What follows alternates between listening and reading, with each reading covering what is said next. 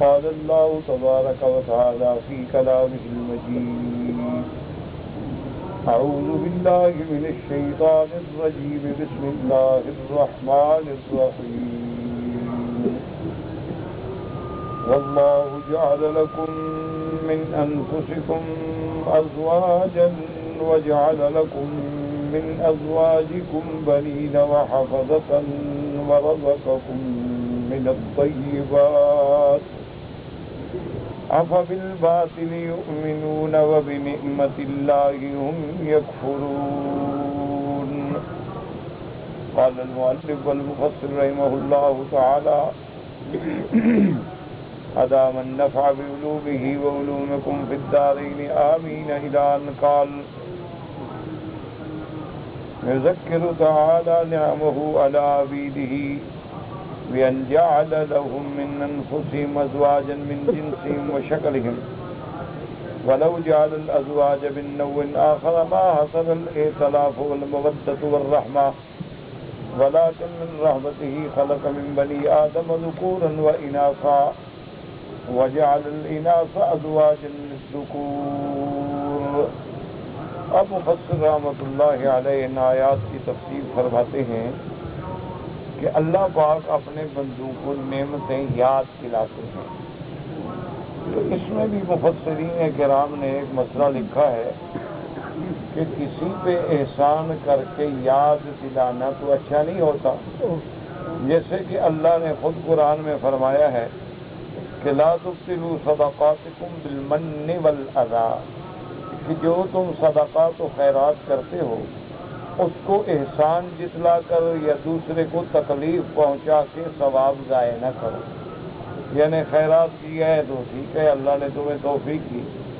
اگر تو خیرات میں مراد زکوٰۃ ہے تو زکوٰۃ تو تمہارا فرض ہے، تو تم نے اپنا فرض ادا کیا. یہ تو الٹا لینے والے کا احسان ہے کہ تمہارے گلے سے جان چھڑائی ہوتی. اگر کوئی آدمی لینے والا نہ ہوتا تو تم زکوٰۃ کس کو دیتے اور زکوٰۃ کا فرض تمہارے سر پہ رہ جاتا. اسی لیے اگر تمہارے صدقات ہیں تو تم نے فقراء اور مساکین کو دیے، تو جہاں تمہارا احسان ہے وہاں ان کا بھی احسان کہ انہوں نے بھی تمہارے لیے ثواب کا ایک راستہ پیدا کیا. کہ اگر دنیا میں کوئی غریب اور فقیر نہ ہوتا تو خیرات کس کو دیتے؟ تو جب خیرات دینے کا محل نہ ہوتا تو تمہیں ثواب کہاں سے؟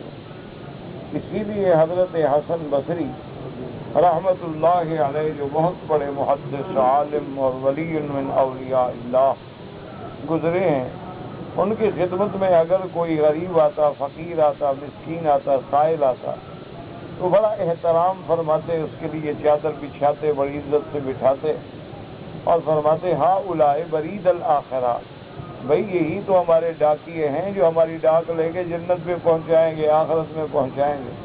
یہ تو ہمارے لیے واجب الاحترام ہے، کیونکہ اگر یہ لوگ نہ ہوتے تو ہم صدقات کس کو دیتے، ہم اپنے خیرات کس کو دیتے. تو اس لیے اگر آپ نے کوئی خیرات دی ہے یا آپ نے صدقات دیے ہیں یا آپ نے زکوٰۃ ادا کی ہے تو یہ کوئی احسان نہیں بلکہ اللہ کی نعمت ہے کہ اللہ نے تمہیں دینے والا بنایا، لینے والا نہیں بنایا.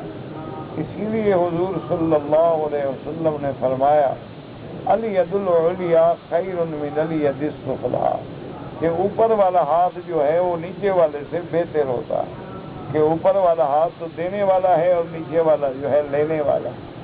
لیکن بہرحال وہ نیچے والا ہاتھ اگر نہ ہو تو اوپر والا کس کو دے گا؟ تو یہ بھی تو ایک اللہ کا نظم ہے نا، اللہ کا احسان ہے.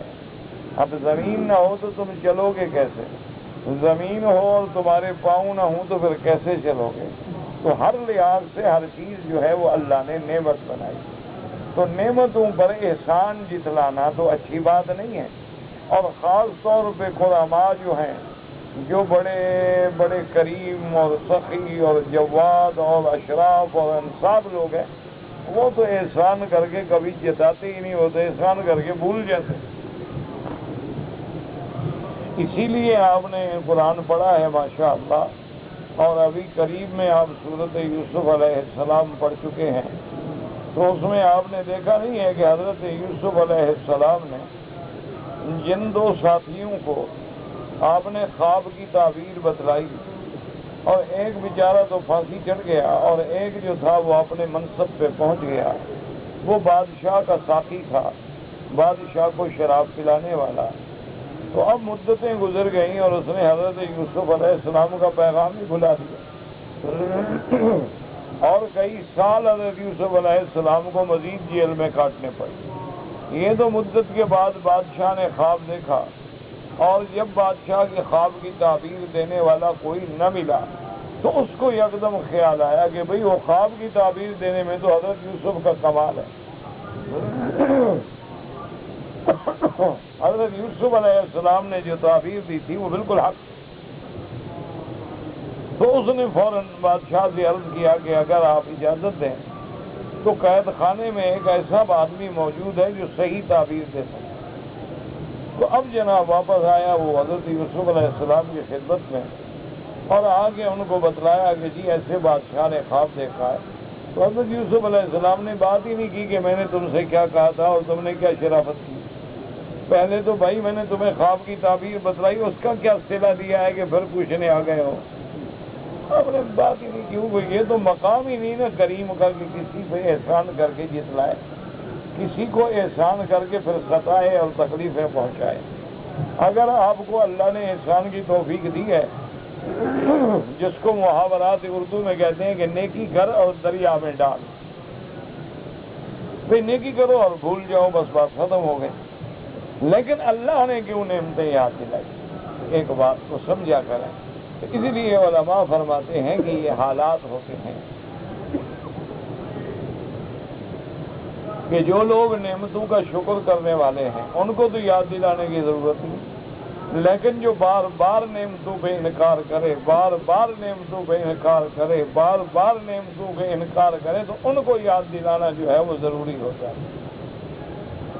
جیسے کہ سیدنا عثمان رضی اللہ تعالی عنہ جیسا خلیفہ عادل، داماد نبی محمد مصطفیٰ صلی اللہ علیہ وسلم کو محاصرہ کر لیا گیا، ان کے گھر کو گھیر لیا گیا، ان کا پانی بند کر دیا گیا۔ تو حضرت سیدنا عثمان رضی اللہ تعالی عنہ نے آپ اپنے گھر کی دیوار سے گردن مبارک اونچی فرما کے آپ نے کہا لوگوں آج میرا پانی بند کر رہے ہو جس نے سارے مدینے والوں کو پانی پلایا۔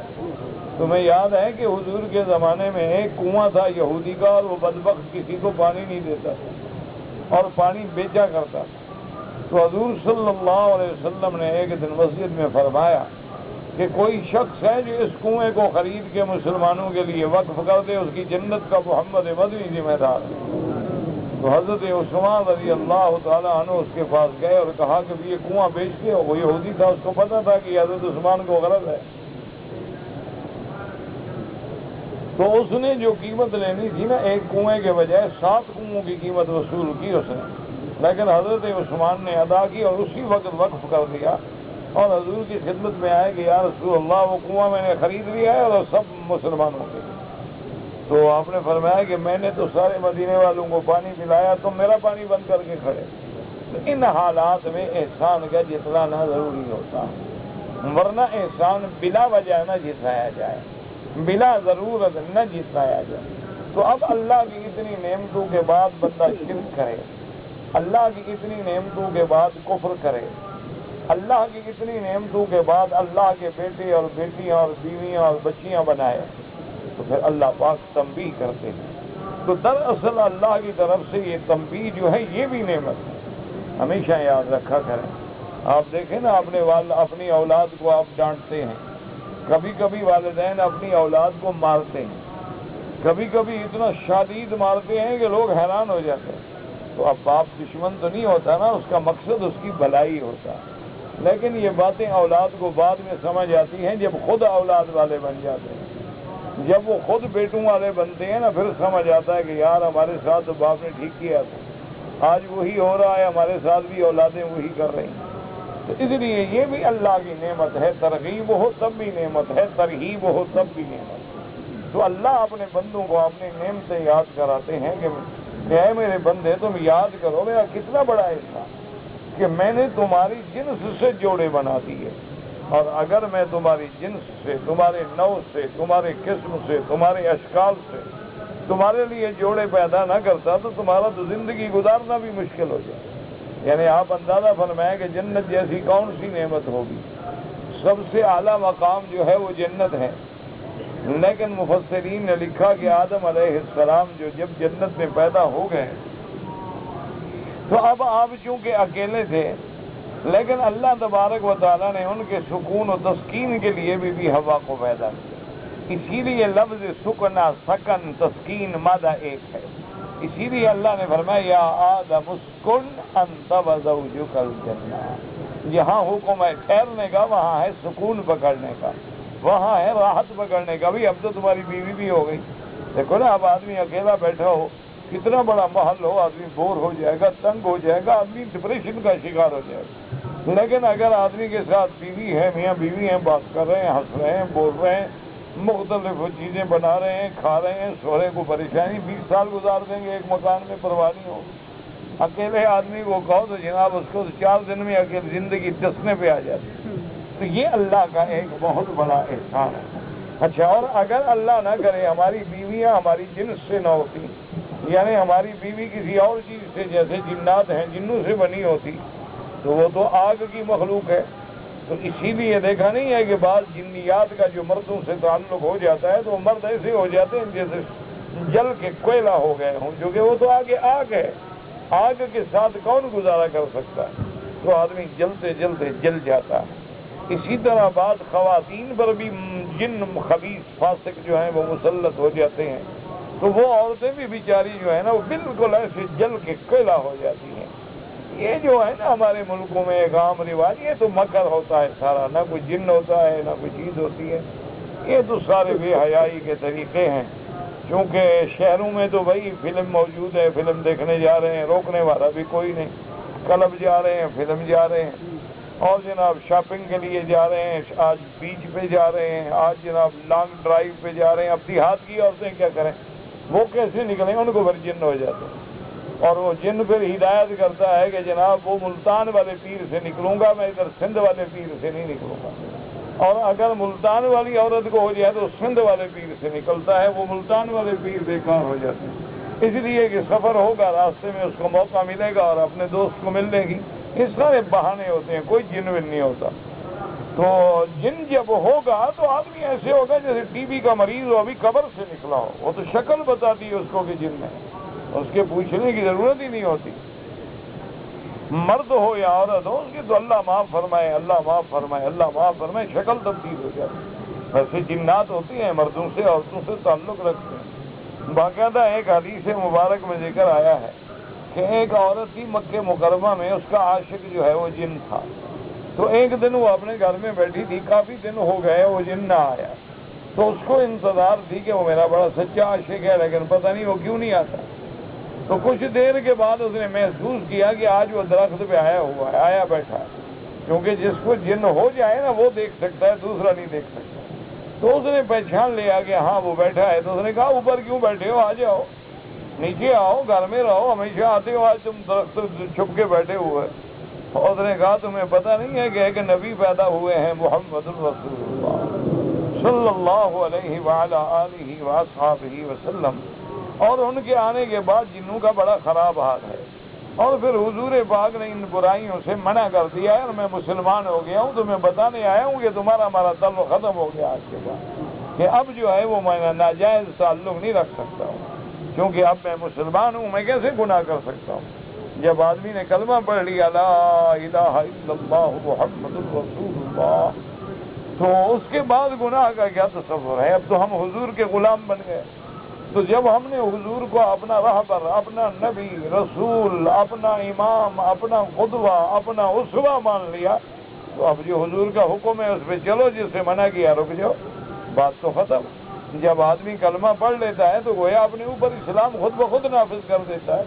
یہ تو منافق ہے نا کہ کلمہ پڑھے لیکن اسلام کو نہ مانے، کلمہ پڑھے لیکن اسلام کو نافذ نہ کرے. یہ تو نفاق ہے، اور منافق کو سب سے زیادہ عذاب ہوتا. اسی لیے آج دیکھ لیں کہ جتنے ملک ہیں نام اسلام کا ہے لیکن اسلام کا حکم ایک بھی نہیں. یعنی آپ یوں تو کہہ سکتے ہیں کہ مسلمانوں کے ملک ہیں، لیکن اسلامی ملک تو نہیں کہہ سکتے. اسلامی ملک تو تب ہو جب اسلام نافذ ہے. الحمدللہ یہ دنیا میں صرف یہ ملک ہے سعودیہ جو اسلامی ملک کہلانے کا حقدار ہے، کہ جہاں قرآن و سنت کا قانون ہے، جہاں باقاعدہ وزارت العدل ہے، جہاں باقاعدہ قضات ہیں، یہاں باقاعدہ بڑے بڑے محاکم میں علماء اور قاضی بیٹھ کے قرآن و سنت کی روشنی میں فیصلے کرتے ہیں، تو اس کو تو حق پہنچتا ہے اسلامی سلطنت کہلانے کا۔ اور باقی ہمارے ملک میں قانون ہو لارڈ میکالے کا اور ہیں ہم اسلامی، قانون ہو انگریز کا اور ہم ہیں اسلامی، قانون ہو فرانسیسی اور ہوں ہم اسلامی، قانون ہو کافروں کا اور ہوں ہم اسلامی، ہے تو جھوٹی دھوکے والی بات، یہ تو منافقوں والی بات ہے، اور منافق کے لیے اللہ نے سب سے زیادہ عذاب رکھا ہے، ان المنافقین فی الدرک الاسفل من النار، اللہ نے فرمایا منافقوں کو جہنم کے سب سے نچلے طبقے میں ڈالا جائے، یہی وجہ ہے کہ ہم عذاب ہو گئے۔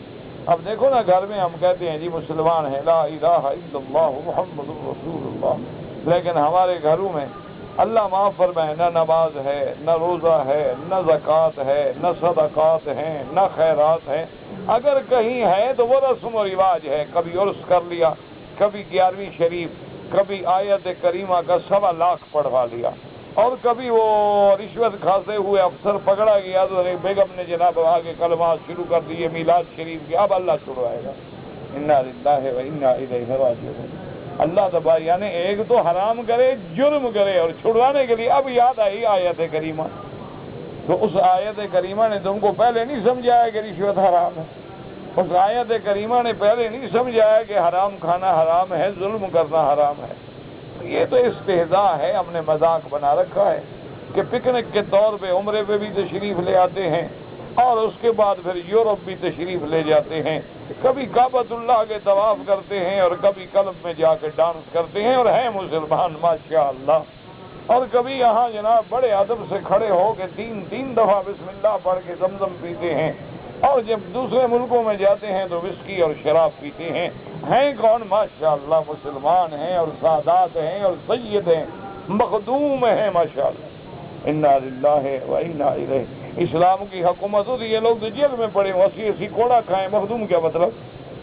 اسلام کی نظر میں تو مجرم ہیں، فاسق ہیں، فحشاء ہیں، فاجر ہیں، مجرم ہیں، اور اپنے ذنوب پہ اصرار کرنے والے ہیں، اسلام کی نظر میں تو ان کی کوئی دھیلے کی وقت بھی نہیں، اسی لیے تو وہ کہتے ہیں نا اسلام نہ آئے، وہ ان کو اسلام کا پتہ ہے کہ اسلام آیا تو پھر یہ بوتلیں کہاں سے ملیں گی، اسلام آیا تو پھر یہ نوکرانیوں سے عیاشیاں کہاں سے ہوں گی، اسلام اگر نافذ ہو گیا تو پھر رشوت کا دھندا کیسے چلے گا، اسلام نافذ ہو گیا تو سڑک پہ کھڑے ہو کے ہم ٹرکوں کو کیسے لوٹیں گے، اسلام نافذ اگر ہو گیا تو پھر پٹواری آگے دوسرے کی زمین کیسے نکالے گا، اسلام تو پھر سیدھا کر دے گا نا، اسلام تو پھر کہے گا کہ حلال حلال ہے، حرام حرام ہے، الحلال بین والحرام بین، حلال بھی واضح ہے اور حرام بھی واضح ہے۔ تو اس لیے اللہ نے فرمایا کہ یہ میرا احسان ہے کہ میں نے تمہاری جنس سے تمہارے لیے جوڑے پیدا کر دیے، بیویاں پیدا کر دی، اور پھر آگے تمہارے سلسلے کو قائم رکھنے کا ذریعہ بنا دیا۔ اس لیے فرماتی ہیں کہ جو ائتلاف ہے، مودت ہے، محبت ہے، ولیکن من رحمتی خلق من بنی آدم ذکورا، اللہ تبارک و تعالیٰ نے انسان سے مرد بھی پیدا کیا، عورتیں بھی پیدا کی، وجعل الاناث ازواجا للذکور، اور اللہ پاک نے عورتوں کو مردوں کے لیے پیدا کیا۔ اچھا، خدا کی شان ہے، دونوں میں اللہ نے الگ الگ قوتیں رکھی ہیں، ایک میں قوت فاعلیت ہے تو دوسرے میں قوت انفعالیت ہے، تو اس لیے یہ ایک اللہ کا نظام ہے، یعنی مرد عورت کے بغیر مکمل نہیں اور عورت مرد کے بغیر مکمل نہیں۔ یوں سمجھ لو جیسے کہ ایک گاڑی کے دونوں پہیے ہیں، اگر ایک پہیہ بھی پنچر ہو جائے تو قیمتی سے قیمتی گاڑی بھی کھڑی ہو جائے گی، ایک پہیہ بھی ٹوٹ جائے تو قیمتی سے قیمتی گاڑی بھی الٹ جائے گی۔ یہ گاڑی برابر تب چلے گی جب دونوں پہیے صحیح کام کریں گے اور صحیح اصول پہ چلیں گے۔ ثم ذکر تعالیٰ انہ جعل من الازواج البنین والحفظہ فہم اولاد البنین، اور اس کے بعد اللہ نے اپنی نعمتوں کا ذکر فرمایا کہ پھر میں نے تمہارے لیے تمہاری بیویوں سے بچے پیدا کیے۔ اللہ نے فرمایا پہلے تو میں نے تمہارے لیے بیویاں پیدا کی، اور پھر میں نے تمہارے لیے تمہاری بیویوں سے اولاد پیدا کی، لڑکے پیدا کیے، لڑکوں کے لڑکے پیدا کیے۔ حفظہ کہتے ہیں پوتے، یعنی ہم نے تمہیں بیٹے دیے بیٹوں کے بیٹے دیے، بیٹیاں دی بیٹیوں کی بیٹیاں دی۔ اچھا، خدا کی شان ہے کہ اولاد جب بھی پیدا ہوگی تو میاں بیوی دونوں سے ہوتی ہے، لیکن اللہ نے نسبت عورت کی طرف کی ہے۔ اللہ تبارک و تعالیٰ نے یہاں بھائی اللہ ہمیشہ قاعدہ ہے، قرآن نے واضح کیا، فَلْيَنظُرِ الْإِنسَانُ مِمَّا خُلِقَ مِن مَّاءٍ دَافِقٍ يَخْرُجُ مِن بَيْنِ الصُّلْبِ وَالتَّرَائِبِ۔ اللہ نے فرمایا کہ ہم نے انسان کو کس چیز سے پیدا کیا؟ ایک پانی سے، اور جو سینے اور پشت کے درمیان سے آتا ہے، مرد کا پانی عورت کا پانی ملے اور اللہ نے اولاد پیدا کی۔ لیکن اللہ نے فرمایا کہ وَجَعَلَ لَكُم مِّنْ أَزْوَاجِكُمْ، کہ ہم نے تمہاری عورتوں میں سے تمہارے لیے لڑکے اور پوتے پیدا کیے۔ تو علماء نے فرمایا کہ وجہ یہ ہے کہ جتنی مراحل تخلیق ہیں وہ سارے کے سارے عورت کے ساتھ ہیں، کہ نطفے نے قرار پکڑا، ثم خلقنا النطفة علقة فخلقنا العلقة مضغة فخلقنا المضغة عظاما فكسونا العظام لحما ثم انشأناه خلقا آخر۔ تو بچے کا سارا سسٹم جو ہے وہ ماں کے پیٹ میں بنا۔ پھر والدہ جو ہے وہ مراحل ولادت سے گزری ہے کہ جب بچہ پیدا ہوگا تو ماں کے بطن سے پیدا ہوگا، گویا وہ بھی ایک موت و حیات ہوتی ہے عورت کے لیے۔ تو اچھا، اس کے بعد جناب آپ پیدا جب ہو گئے، اب رضاعت کا دور ہے، بچے کو دودھ پلانا اور اس کی تربیت کریں، یہ بڑا مشکل کام ہے، تو آسان کام تھوڑا ہے۔ آپ دیکھیں نا ماشاءاللہ آدمی جوان کتنے تکڑے ہوتے ہیں ماشاءاللہ۔ اگر چھوٹا بچہ ہو نا آپ کا 2 سال کا، عورت تو اس کو اٹھا کے 3 طواف کر لے گی، تم 3 چکر بھی نہیں کر سکتے، چوتھے چکر پہ کہو گے پکڑو پکڑو پکڑو۔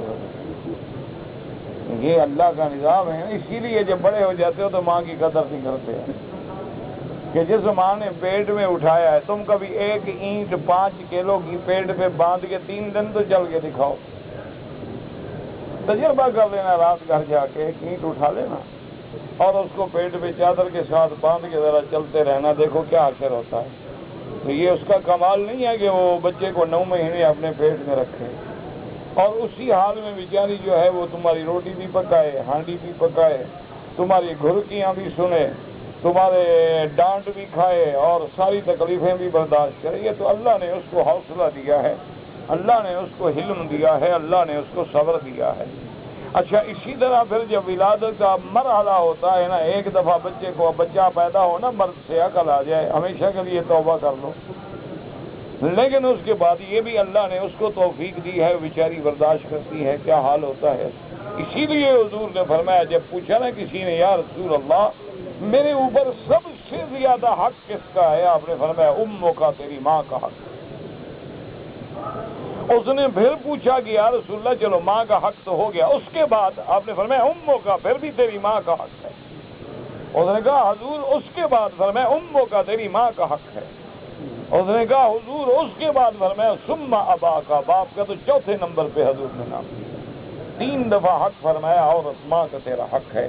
اسی لیے علماء نے فرمایا کہ ماں پہ 3 مشقتیں گزری ہیں نا، حملتہ امہ وہنا علی وہن وفصالہ فی عامین، کہ ماں کا پیٹ میں اٹھانا، پھر ولادت کا مرحلے سے گزرنا، پھر رضاعت کا وقت اور پیریڈ برداشت کرنا۔ تو اس لیے درجے جو تھے وہ تینوں ماں کے ملے، اسی لیے آیا کہ جنت جو ہے وہ ماؤں کے قدموں کے نیچے ہے۔ تو اس لیے وجہ کیا ہے کہ جو اللہ نے ماں کو مرتبہ دیا ہے وہ کسی کو نہیں دیا۔ اللہ تبارک و تعالیٰ نے اس لیے فرمایا کہ دیکھو ہم نے تمہارے لیے لڑکے اور پھر لڑکوں کے لڑکے، یعنی آگے تمہاری نسل چلا دی، ایک بچہ، بچے کے بچے، پھر بچی ہے، بچی کے بچے ہیں، او ماشاءاللہ قیامت تک تیرا نام جو ہے وہ روشن ہے۔ تو یہ بھی تو میرا تم پر احسان ہے۔ اس کے بعد حضرت فرماتے ہیں حضرت ابن عباس، حضرت کرما، حضرت حسن ضحاک بن زید قال شعبہ نبی بشن سعید بن جبیر عباس وبنین وابسن والولد وولد الولدی، ان نے فرمایا کہ بنین اور حفدہ سے کہتی ہیں اولاد اور اولاد کی اولاد۔ وقال سنید حدثنا حجان نبی وکن کرمد نباس قال بنوک حیث یحفظونک ویرفدونک ویعینونک ویخدمونک۔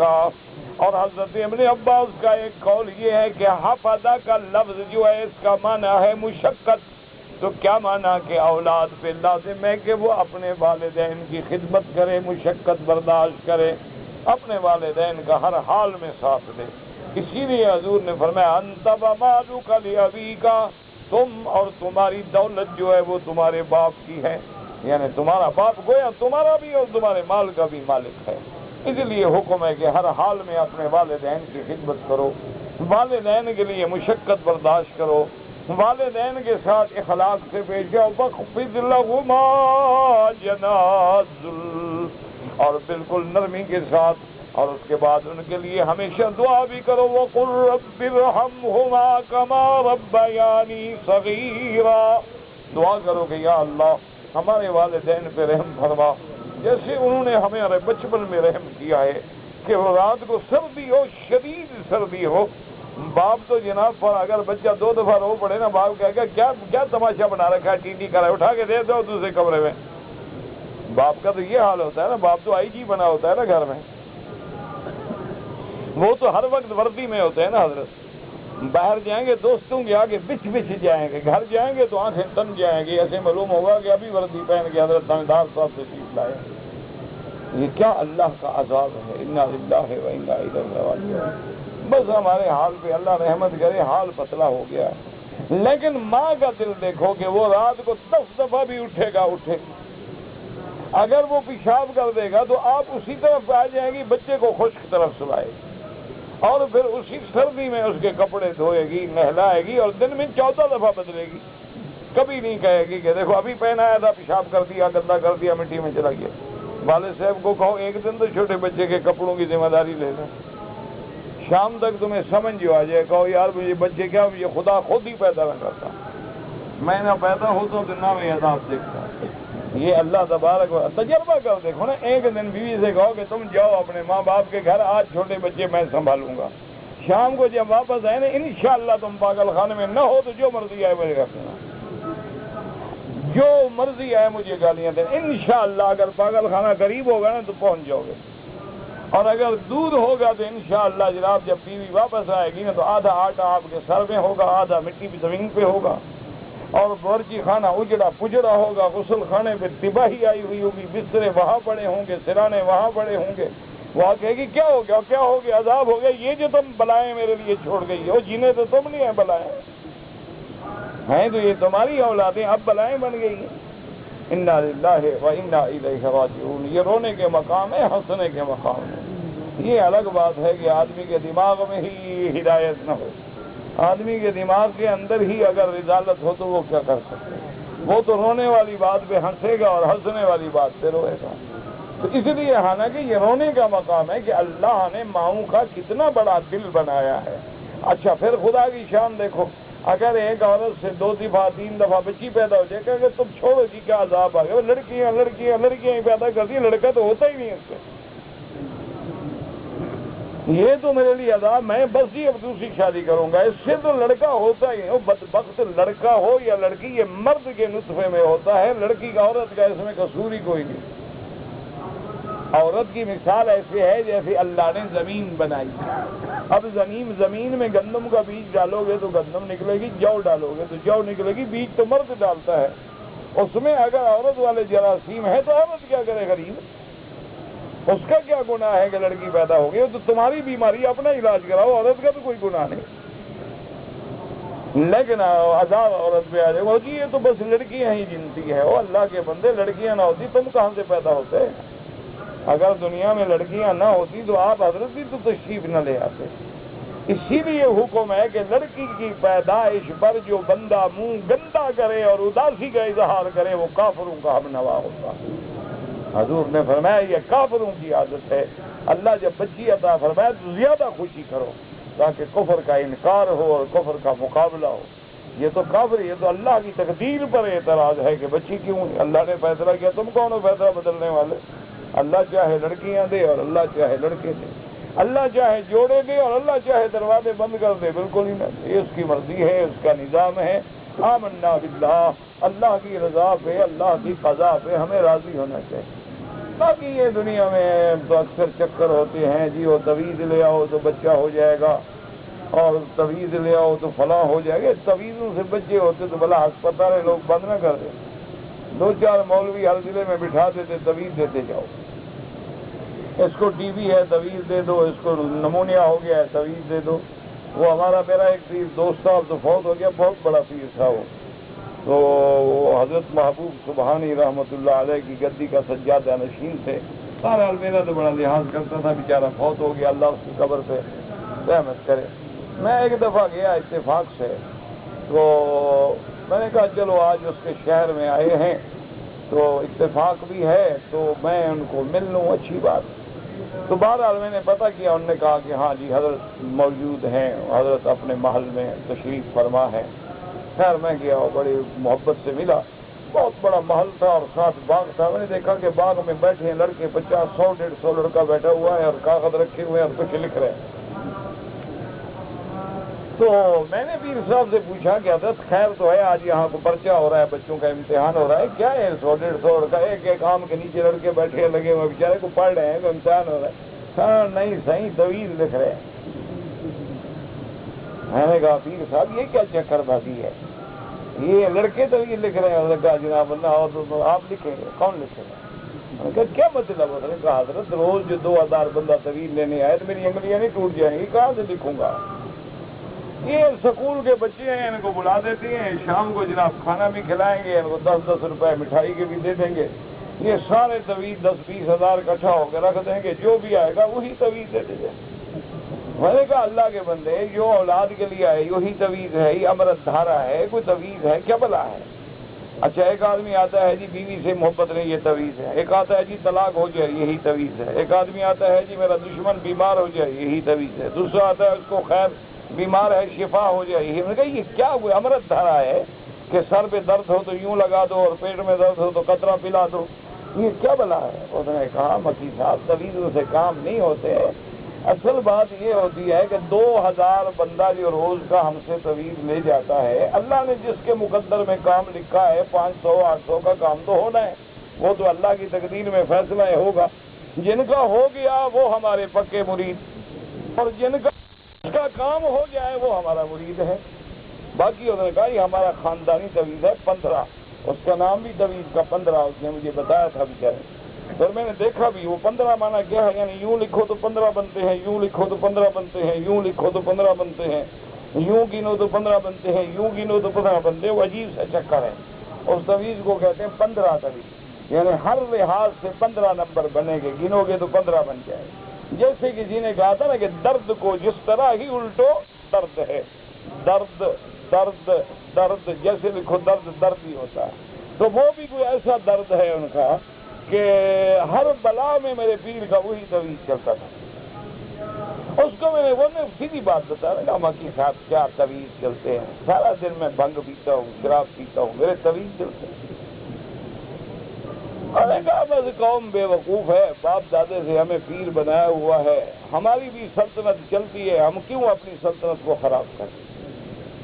ووٹ بھی دیتے ہیں, نوٹ بھی دیتے ہیں, ہمارا کام چل رہا ہے ٹھیک ٹھاک. تم وہاں بھی ہو, جلتے رہتے ہو, دیکھو سائیکل پہ پھر رہے ہو نا, میری 3 لینڈ کروزر کھڑی ہوئی. اور میں نے کہا یار میں تو سائیکل سے پیدل ہی اچھا, تمہاری اس گاڑی سے خدا مجھے بچائے. تم میرے دوست ہو, میں ملنے کے لیے آ جاتا ہوں, باقی اس سے زیادہ آگے نہ بڑھے کرو, پھر میں بلوچ آدمی ہوں, میرا میٹر گھوم جائے گا تو میں تمہاری بےزتی کر دوں. انہوں نے کہا بھائی یہی تمہاری باتیں اچھی لگتی ہیں, اسی لیے تو عزت کرتا ہوں کہ تم حق تو کہتے ہو نا, اسی لیے تمہارے پیار کرتا ہوں کہ تم ہمیں منہ پہ بیٹھ کے کہتے ہو کہ ہم غلط ہیں. یہ مولوی آتے ہیں, ہماری تعریفیں کرتے ہیں, ہماری خوشامدیں کرتے ہیں, تو میلاد مولوی تھوڑے ہوتے ہیں, میراثی ہوتے ہیں, ہم جانتے ہیں میراثی.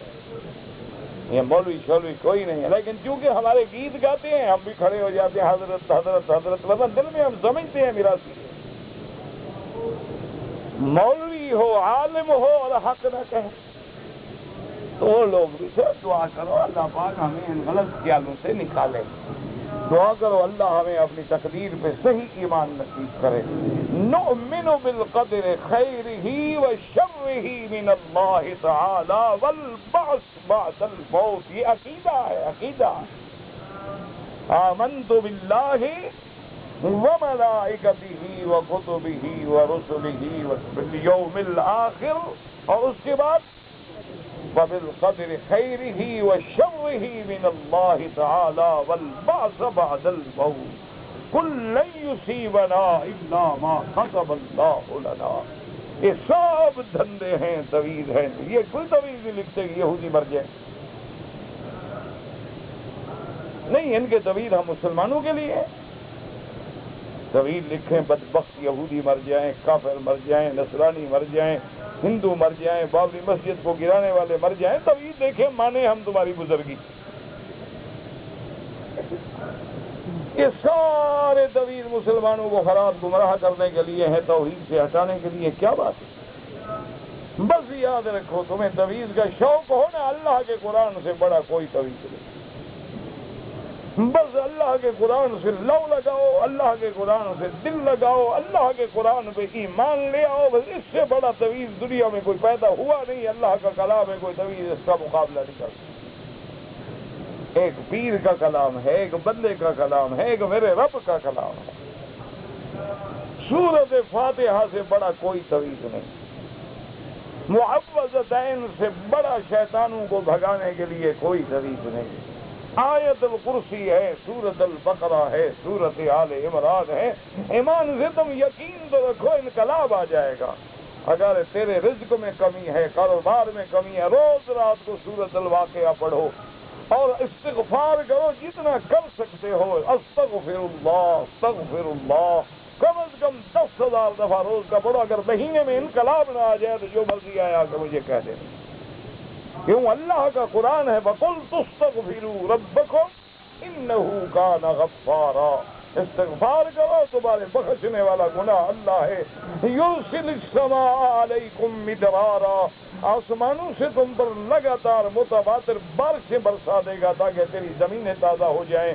وَيُمْدِدْكُمْ بِأَمْوَالٍ، اور تمہارا مال بڑھائے گا. وَبَنِينَ، اور تمہاری اولاد میں برکت دے گا. وَيَجْعَلْ لَكُمْ جَنَّاتٍ وَيَجْعَلْ لَكُمْ أَنْهَارًا. یہ اللہ کے قرآن کی تویز ہے، ان کو پکڑو، ان پر دل لگاؤ، پھر دیکھو کیسے کام ہوتا ہے. ایک چکر بازو سے بچو. ان كثيرا من الاحبار والرهبان ليأكلون اموال الناس بالباطل. یہ پیر، یہ صوفی، یہ ملا، یہ مولوی، یہ بڑے بڑے پیٹ والے جن کی گردنیں فٹوں کے حساب سے بڑھ رہی ہوں نا، سمجھ جاؤ آرام کھاتے. ان سے بچو، یہ سب لوگوں کے مال کھانے کے لیے ہیں. اگلے دن مجھے ایک آدمی نے بتایا، کہنے لگا میں نے اخبار میں پڑھا کہ جس کے مال میں رکاوٹ ہے، کام میں رکاوٹ ہے، شادی میں رکاوٹ ہے، بس فون پہ رابطہ کریں. اس نے کہا جی میں نے فون کیا. وہ جو آگے تھا بابا، وہ پروفیسر جو ہے جادوگر جھوٹا بے ایمان، وہ مل گیا. یہ میں بے ایمان نہیں کہہ رہا، حضرت علی نے کہا ہے. نے کہا یہ جتنے منجم ہوتے ہیں نا، یہ بے ایمان ہوتے ہیں، کافر ہوتے ہیں. اور کہتا ہے جی میں نے فون کیا. اس نے کہا اچھا نام بتاؤ. اچھا ایک بات تو میں یاد بتا دوں، ایک نشانی.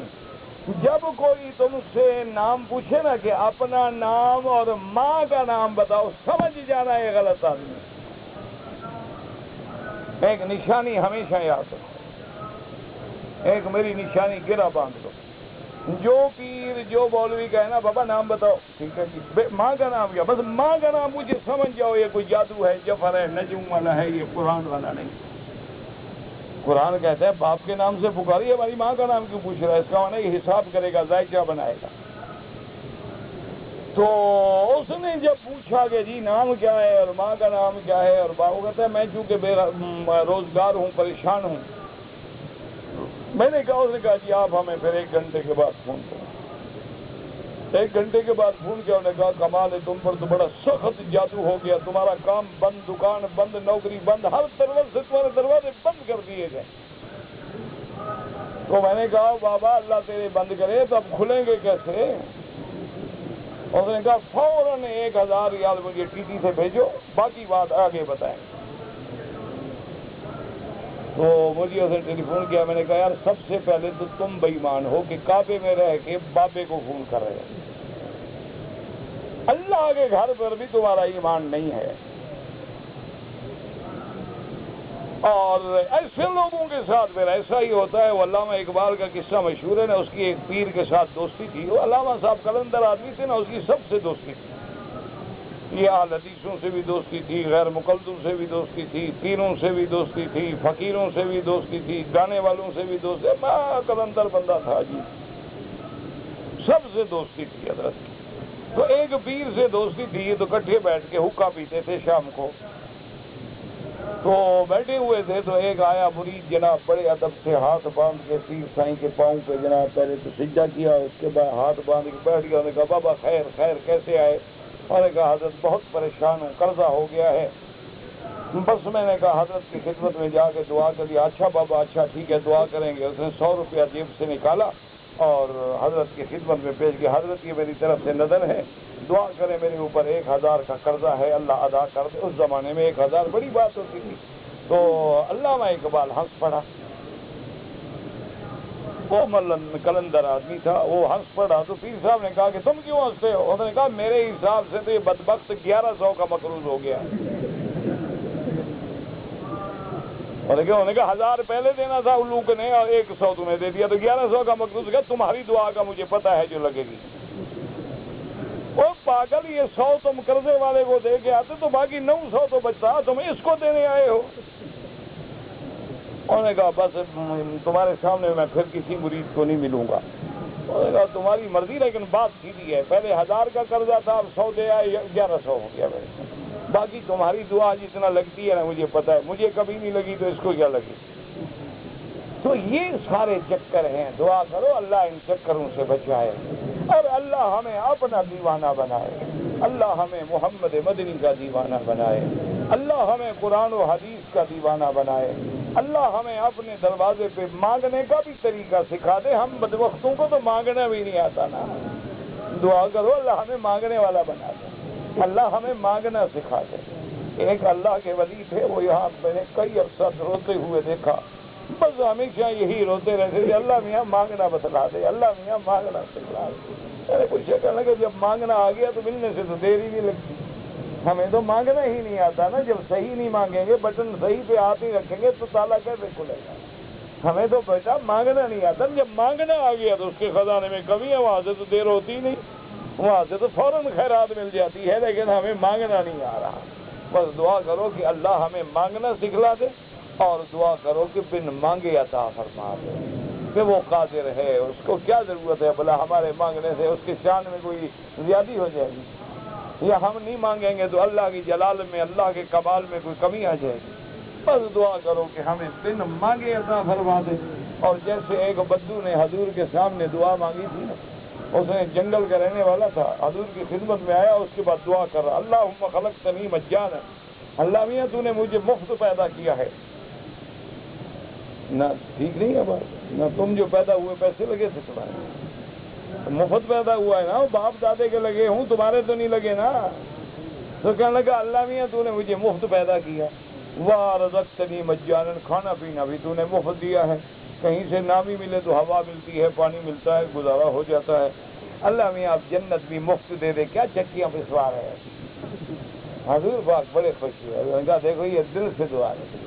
کہنے لگا اللہ میاں پیدا بھی آپ نے مفت کیا، کھانا بھی مفت دیا، جنت بھی مفت دے دو، بس مہربانی کرو نا، بس جنت کے لیے بس ہم سے محنت کہاں ہو سکتی۔ اسی لیے ہے کہ جنت اس کی رحمت سے ملے گی، ہمارے عمل سے نہیں ملے گی۔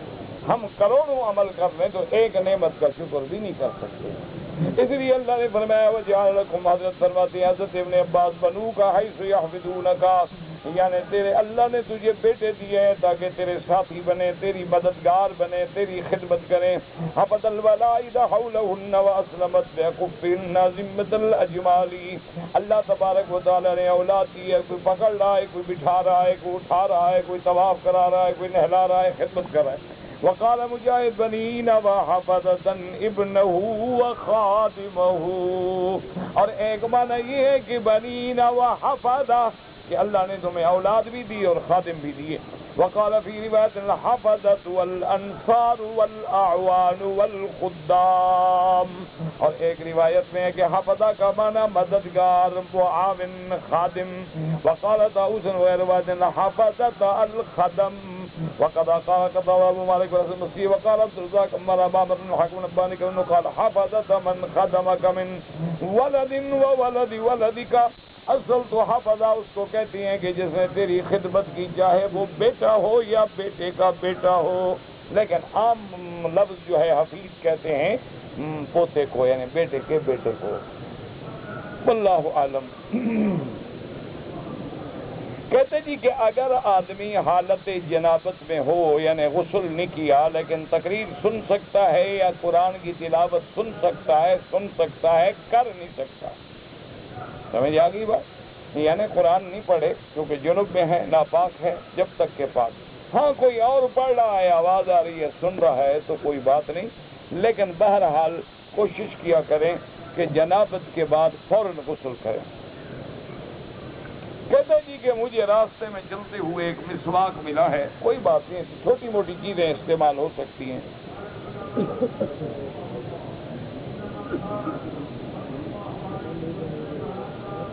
کہتے جی کہ ایک مقام ابراہیم پہ بوسہ دینا بدعت ہے، ٹھیک ہے، ایک دوسرے کا جو بوسہ دیتے ہیں وہ نبی نے فرمایا دو، وہاں فرمایا نہ دو، اسی کا نام تو بدعت ہوتا ہے۔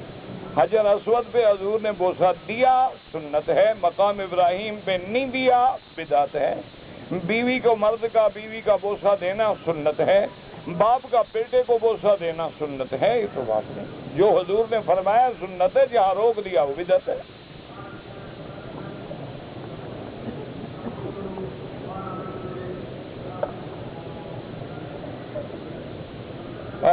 ہمارے یہاں رواج ہے کہ مہمان سے حال حوال لیتے ہیں، کوئی بات نہیں ہے، تو رواج ہے اور اچھی بات ہے، کوئی مہمان جو ہے تو حال حوال نہیں پوچھو گے تو کیا کرو گے؟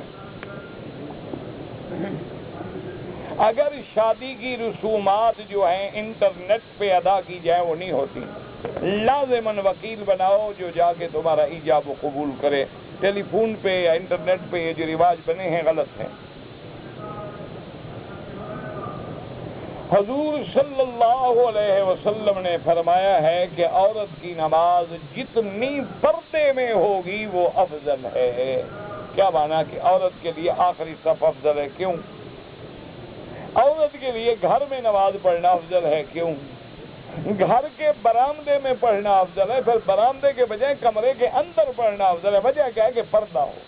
تو اسی لیے امام ابو حنیفہ فرماتے ہیں کہ عورت سجدے میں دونوں ٹانگیں ایک طرف نکال لے تاکہ اس کا بدن جتنا زمین سے مل جائے گا پردہ زیادہ قائم رہے گا، بجائے اس کے کہ اٹھا ہو اور لوگ اس کی موومنٹ کو دیکھیں، ورنہ تو وہ بھی جائز ہے، کوئی منع نہیں۔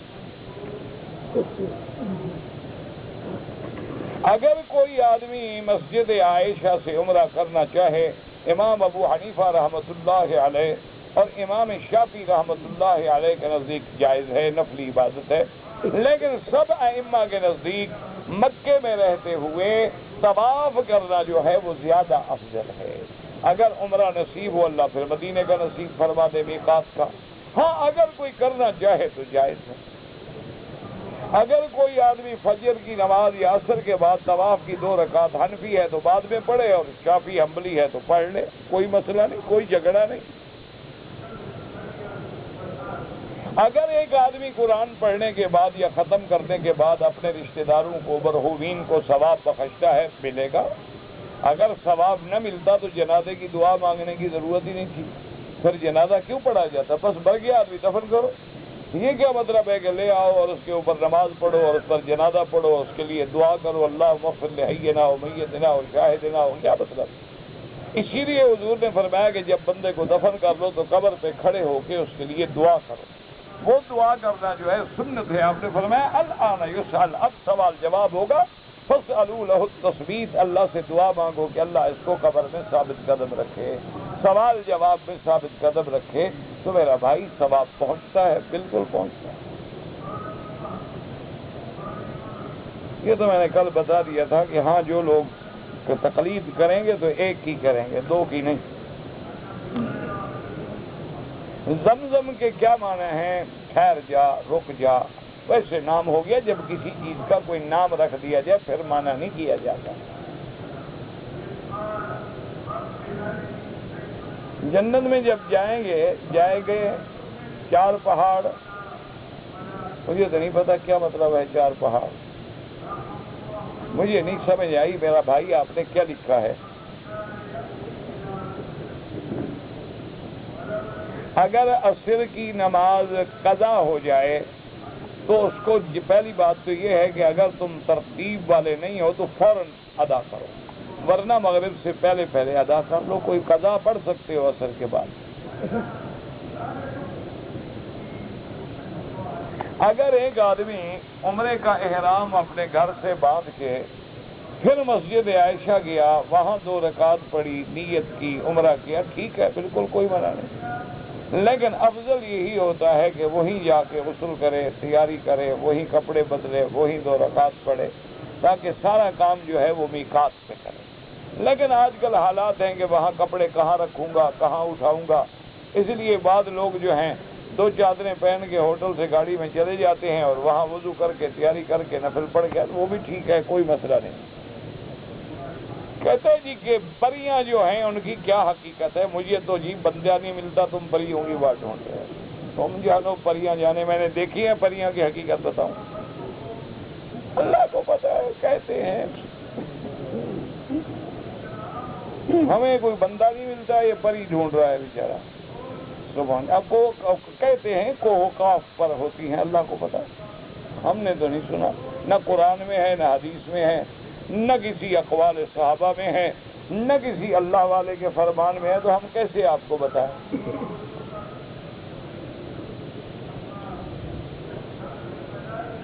اگر ایک عورت پہ غسل واجب ہو جائے، سر کا مسح نہیں کرے گی، پورے سر میں پانی پہنچائے گی، بال کی جڑوں میں بھی پانی پہنچے۔ اسی لیے سیدنا علی رضی اللہ تعالی عنہ فرماتے تھے، حضرت علی ہمیشہ آپ اس طرح پھرواتے تھے۔ تو ایک دن کسی دوست بے تکلف نے پوچھ لیا کہ حضرت آپ ہمیشہ اس طرح پھرواتے ہیں، کیا بات ہے، آپ کے بال مبارک اچھے نہیں کیا؟ تو حضرت علی نے فرمایا، خدا کی قسم میرے بال تو بہت خوبصورت ہیں، لیکن آدھائی تو راسی، میں اپنے سر کا دشمن بن گیا ہوں، کیونکہ حضور نے فرمایا کہ اگر ایک بال کی جڑ میں بھی پانی نہیں پہنچا تو غسل نہیں ہوگا، اور غسل نہیں ہوگا تو عبادت ہی نہیں ہوگی۔ اس لیے میں اس طرح پھروا دیتا ہوں، جھگڑا ہی نہ پڑے کہ پتہ نہیں پانی پہنچا نہیں پہنچا، انسان لاکھ کوشش کرے پتہ رہ جائے۔ تو میں نے اس دن سے اس طرح پھروا دیا کہ میرا غسل تو خراب نہ ہو۔ تو اس لیے ہمیشہ یاد رکھے، یہ جو عورتیں ہیں پانی، آج کل ایک بڑا رواج آ گیا ہے نا، اللہ معاف کرے، اور خاص طور پہ جو ہمارا ایلیٹ کلاس ہے نا، جو یعنی جو بڑے لوگ ہیں، بڑے مانا بڑا ہوتا ہے یعنی اسلام سے باہر ہوں، وہ بڑے لوگ ہوتے ہیں اکثر وہ، تو بہرحال وہ جو ایلیٹ کلاسز ہیں نا ہماری جناب، ماڈرن لوگ جو ہیں، ان کا تو ایک اور رواج ہے کہ عورت جو غسل جنابت کرتی ہے نا جی، تو وہ غسل خانے میں پلاسٹک کی ایک کور بنا ہوتا ہے، ٹوپی وہ چڑھا لیتی ہے، سر پہ باندھ لیتی ہے، اور باقی سر پہ پانی بہا دیتی ہے، کیونکہ اس نے بال بنائے ہوتے ہیں، 2,000 روپے خرچ کیا ہوتا ہے، تو خراب ہو جائیں گے۔ وہ غسل نہیں ہوتا، ہمیشہ پلید ہے انشاءاللہ۔ باقی تمہاری مرضی ہے، ہم کہو بھی ہم کون سا حلال کھانے والے ہیں؟ اگر ہم عورتیں ایسی ہیں تو ہم خاوند بھی تو ایسے ہیں نا۔ اگر بی بی عائشہ تھی تو خاوند بھی تو محمد مصطفیٰ تھا، اگر بی بی فاطمہ الزہرا تھی تو خاوند بھی سیدنا علی تھا، اگر بی بی رقیہ اور ام کلثوم تھی تو خاوند بھی عثمان تھا۔ اب پھر جیسے ہم ویسی بیویاں، ہم حرام کھانے کے عادی ہیں، وہ کھلانے کی عادی ہیں، نہ ان کو پاکی کا فکر، نہ ہمیں پاکی کا فکر۔ مدینہ منورہ میں عورت گئی، حیض آ گیا، مکے آ گئی، احرام نہیں باندھا، تو جب پاک ہو فوراً مدینے سے جا کے دوبارہ احرام باندھ کے آئے، ورنہ ایک بکری دم دینی ہوگی اور عمرہ مسجد عائشہ سے کرے۔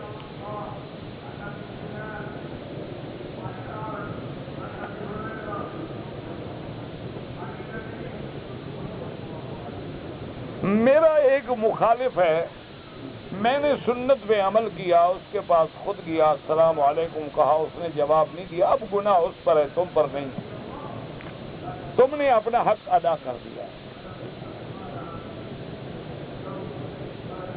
عورتوں کے لیے کوئی احرام نہیں ہوتا کسی بھی مسلک میں، عورت کے جو لباس ہے بس نیت کی لبیک اللہم لبیک، یہی احرام ہے۔ یہ جو رومال باندھتی عورتیں ہیں ان کا رواج ہے، اس کا احرام سے کوئی تعلق نہیں۔ باقی عورت جو ہے حالت احرام میں کپڑا ڈالے، منہ کو نہ لگے، دستانے نہ پہنے، جرابیں نہ پہنے، نقاب نہ پہنے بس۔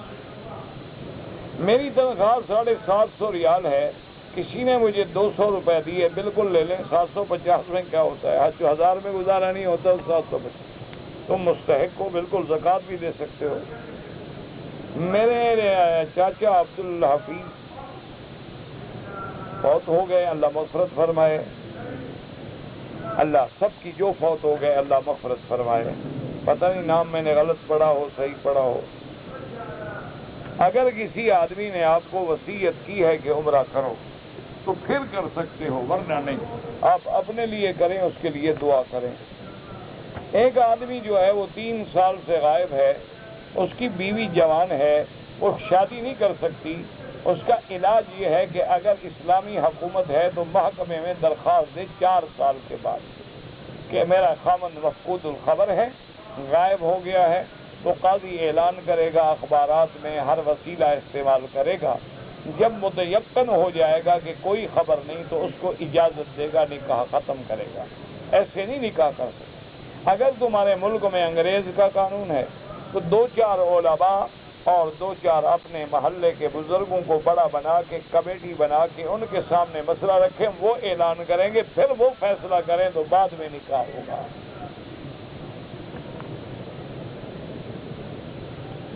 رمضان المبارک کے علاوہ حضور پاک صلی اللہ علیہ وسلم تو شعبان میں زیادہ روزے رکھتے تھے۔ اسی طرح حج کے جو ایام ہیں جیسے عشرہ ذی الحجہ، اس میں بھی بہت بڑی فضیلت ہے، اور اسی طرح ہر ہفتے میں سوموار اور یوم الخمیس کا روزہ رکھنا جو ہے یہ بھی سنت ہے۔ اسی طرح ہر مہینے میں 3 دن جو ہیں 13، 14، 15 اس کا روزہ رکھنا بھی سنت ہے۔ اسی طرح یوم عاشوراء 9 محرم اور 10 محرم کے روزے کی بھی بڑی فضیلت ہے۔ اسی طرح یوم عرفات یعنی جس دن یوم الوقوف ہے اس دن کے روزے کی بھی بہت بڑی فضیلت ہے، اور اس سے زیادہ بھی رکھنا چاہو تو صوم یومن و افطار یومن، ایک دن افطار کرو اور ایک دن روزہ رکھو، کیونکہ احب الصیام الی اللہ صیام داؤد، اللہ کے ہاں محبوب ترین روزہ جو ہے وہ حضرت داؤد کا ہے۔ کان یصوم یومن و یفطر یومن، آپ کی عادت مبارک تھی، ایک دن روزہ رکھتے تھے اور ایک دن افطار کرتے تھے۔ تو بہرحال اللہ تبارک و تعالی آپ کو توفیق دے تو انشاءاللہ بہت بڑا ثواب ہے۔ کہتے جی ترغیب اور ترہیب کا کیا معنی؟ اس کا آسان، ترغیب کا معنی وہ باتیں جو رغبت دلائیں، مثلا جنت میں یہ نعمتیں ہوں گی، یہ نعمتیں ہوں گی، یہ نعمتوں کی رغبت ہے۔ ترہیب کا معنی ڈرانا کہ شرک کرو گے، بدعت کرو گے، جہنم جاؤ گے، جہنم میں یہ ہوگا، یہ ہوگا، یہ ترہیب ہے۔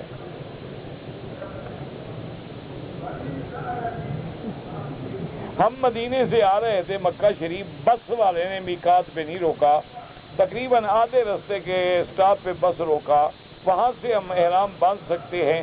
یہ دیکھ لیں کہ مدینہ منورہ سے مکہ آتے ہوئے 2 میقات ہیں۔ پہلا میقات جو ہے وہ ذوالحلیفہ ہے، مدینے سے چند میل دور، جسے آج کل کہتے ہیں بیر علی، وہ میقات ہے۔ اور دوسرا میقات ہے جحفہ، اس کا نام ہے الجحفہ، یرابک کے قریب ہے۔ تو اگر آپ نے اس سے پہلے احرام باندھ لیا تو انشاءاللہ کوئی دم نہیں پڑے گی، کیونکہ پہلے میقات سے نہ باندھ سکے لیکن دوسرے سے تو پہلے باندھ لیا آپ نے، اور وہ وہاں بھی لکھا ہے باقاعدہ، میقات کا بورڈ ہے، اشارہ ہے، اس کو کہتے ہیں الجحفہ، اور بالکل نہیں باندھا تو پھر دم پڑ جائے گی۔ اور میرا بھائی دوسری بات مسئلہ سمجھو، یہ بس والے کی ذمہ داری تو نہیں نا ہمارے احرام کی۔ ہم اگر خود احرام باندھ کے غسل کر کے تیار ہو کے بس میں بیٹھ جائیں، نہ روکے بس، جب بس میقات کے سامنے سے گزرے لبیک اللہم لبیک، کوئی نہ نماز پڑھو نہ اترو نہ کچھ کرو، تمہارا احرام ہو گیا، اترنے کی ضرورت ہی نہیں۔ ہوائی جہاز میں احرام نہیں باندھتے ہو تو گاڑی میں بیٹھے بیٹھے لبیک اللہم لبیک لبیک لا شریک لک لبیک ان الحمد والنعمہ لبیک بعمرۃ، بس ہو گیا۔ مسئلہ پوچھ لو تو کوئی مسئلہ ہی نہیں، کوئی پریشانی نہیں، کوئی تکلیف ہی نہیں۔ لیکن مصیبت یہ ہے کہ مسلمان غلطی کرنے کے بعد مسئلہ پوچھتا ہے۔